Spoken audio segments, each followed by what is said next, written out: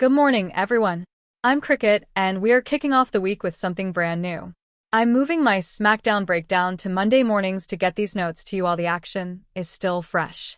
I'm giving this new Monday slot a try to see if it fits your routine, so let me know what you think. I've been going through my master journal with my new production team, Dean and Diana, and they actually spotted a few hidden gems from Friday night that even I missed. We've got a lot to unpack from the road to WrestleMania, so let's get right into the highlights. Okay, let's play a little game. Picture your workplace. Okay. Could be an office, a job site, whatever. Now imagine the person in charge, your boss, has completely, and I mean completely, lost control. Oh. The employee handbook's in the shredder, your top employees are literally brawling in the parking lot, and HR is just one guy trying to stop people from hitting each other with chairs. That's not a workplace. That sounds more like a riot with a payroll department. Exactly. But for the SmackDown brand, that is just another Tuesday. Today, we're doing a deep dive into chaos control, or maybe the total failure of it. Right. We're looking at a corporate structure just crumbling under the weight of these massive, massive egos. And to help us sort through this whole mess, we're looking at some notes from Cricket Fox over at Fox 10 Sports. And this source is great because it's not the usual inside baseball take. No, not at all. Cricket Fox treats this SmackDown episode almost like a crime scene. It's this really candid look at a show unraveling from, real-life tragedy to just complete absurdity. So our mission for this deep dive is pretty clear. We're not here to just read results. You can get that anywhere. Exactly. Yeah. We want to explore that tension Fox identifies, that incredibly thin line between the scripted show and, well, very real, raw human emotion. And we're really looking at what happens when authority just breaks down. So why should you care? Because this is a masterclass in narrative momentum. It's that classic corporate need for order clashing with the warrior need for conflict. He's watching the general manager, Nick Aldis, realize he's not running a sports league. He's running an asylum. And the inmates are tearing down the walls. Mm. Let's start with, I think, the most grounding element in the source text. This is where the real world just crashes right through the scripted walls. Yeah, before we get to any of the chaos, we have to talk about the tribute to referee Daphne LaShaunn. Right. This was the anchor of the whole column for me. Daphne, she faced just an unimaginable family tragedy this week. And you have to think about the role of a referee. They're supposed to be invisible, right? They're just part of the machinery. Precisely. They count the pin, they raise the hand, and they fade into the background. If you notice them, something's usually gone wrong. Right. But Fox notes something crucial here. The quote is, "The people wearing the stripes are more than just officials. They are family." When a real-world tragedy like this hits, all that separation, the kayfabe, it just dissolves. It's that band of brothers thing. It really highlights that underneath all the on-screen hate, there's this unified workforce. It grounds everything that follows. Yeah. It's a reality check before we dive into all the fiction. And speaking of reality checks, we have to talk about Big E. The power of positivity. Yeah, and this part of the column really hit me. Big E is officially closing the ring chapter of his life. And this isn't just some guy. This is a former WWE champion. A 12-year journey. He was the heart of that locker room. He was, and people forget, he broke his neck on live TV a few years ago. The insight Fox draws here is so important because, historically, wrestlers just can't let go. It's the never say never trap. We see guys wrestling into their 60s, bodies just broken, because they need that roar of the crowd. The wrestler who stays too long at the party. Exactly. Yeah. But Big E is breaking that cycle.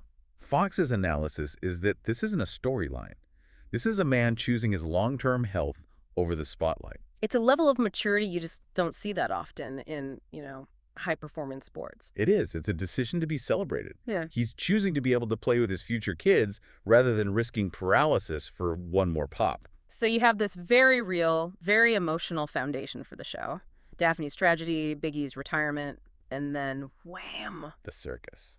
We pivot to the absolute meltdown that was the main event that never happened. Cody Rhodes versus Drew McIntyre. The bell never even rang. Nope. And this is where that breakdown of authority theme just explodes. Drew never even makes it to the ring. Cody Rhodes just jumps him beforehand. And Fox adds that little detail. Cody was born in Charlotte.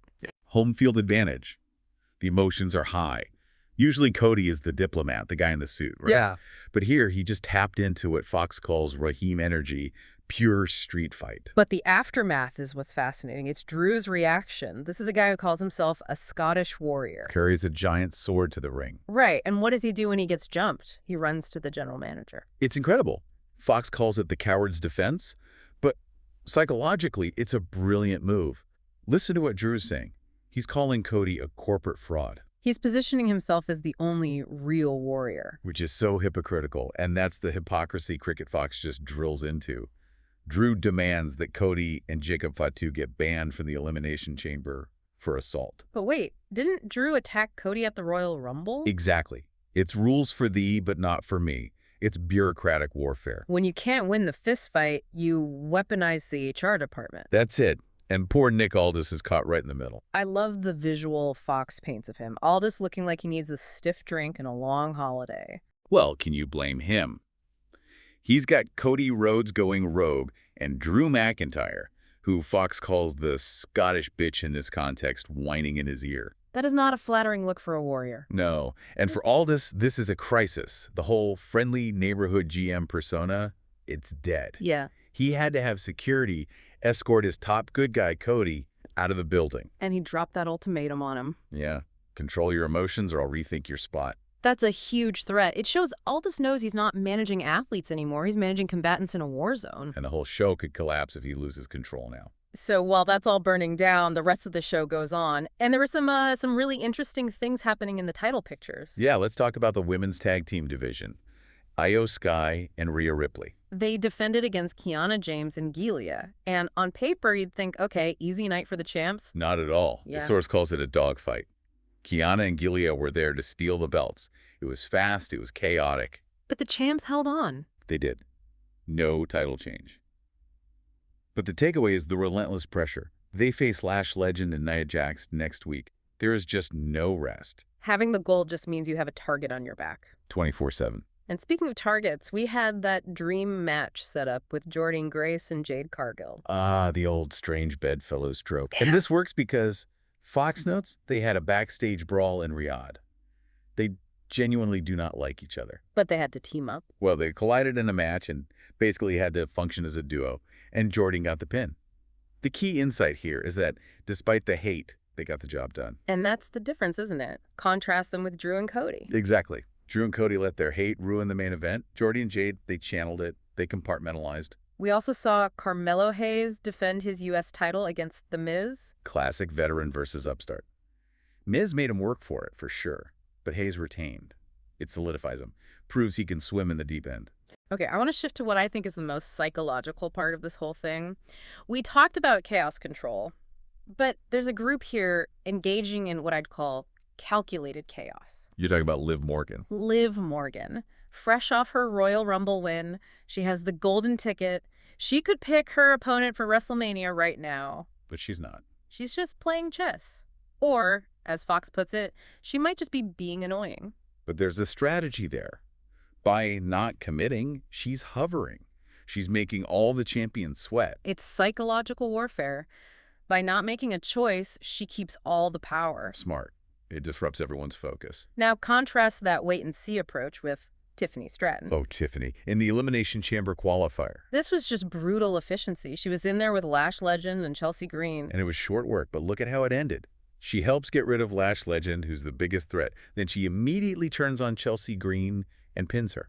It's perfect for her character. There are no alliances in the chamber. Tiffany gets it. She used Chelsea like a tool, then tossed the tool. It's basically Game Theory 101. Cooperate until it's time to defect. Exactly. Now, unlike Tiffany or Liv, who are playing the game, we saw two types of arrogance that just backfired spectacularly. The squash and the mouth. Let's start with the squash. Kit Wilson. Oh, poor Kit Wilson. Yeah. He comes out complaining about toxic masculinity and meatheads, shushing the crowd. Bold move in a wrestling arena. Yeah, he's basically begging for it. The crowd is chanting toxic at him. And then Obafemi's music hits. And Obafemi is not a small man. He's a human mountain. The match lasted 90 seconds. Ouch. Just destroyed. The lesson is, if you're going to preach, you better be able to fight. And then there's the other side of that coin. Trick Williams. Yeah, Trick is running his mouth, but not to the crowd. He's targeting a veteran, Sami Zayn. A locker room leader. And he's telling Sami he can't get the job done. That is a specific professional insult. Oh, those are fighting words. And Cricket Fox notes, this is exactly how rookies get their teeth knocked out. It's one thing to be confident, it's another to insult a guy who's been there and done that. And now he has a match against Rey Fenix next week? Yep. He has written a check with his mouth that his body is going to have to cash against one of the best in the world. Sounds like a bad investment. A terrible one. Before we wrap, we have to touch on the unfair fight. Shinsuke Nakamura versus Tama Tonga. Billed as King of Strong Style versus MFT. But really, it was Shinsuke versus the Bloodline. It's never one-on-one with them, is it? Never. Fox points out it was basically a 3-on-1 match. It just reinforces this idea of the Bloodline as an insurmountable wall that everyone just keeps crashing against. But we did see Randy Orton handle a similar numbers game a little differently. Randy's the master of timing. He's in there with Aleister Black and Solo Sikoa. Yeah. And Solo's just waiting with that spike to take him out. The brute force approach. Exactly. But Randy counters it with an RKO. Out of nowhere. It's classic, veteran timing beating brute force. It's a great counterpoint to what happened with Shinsuke.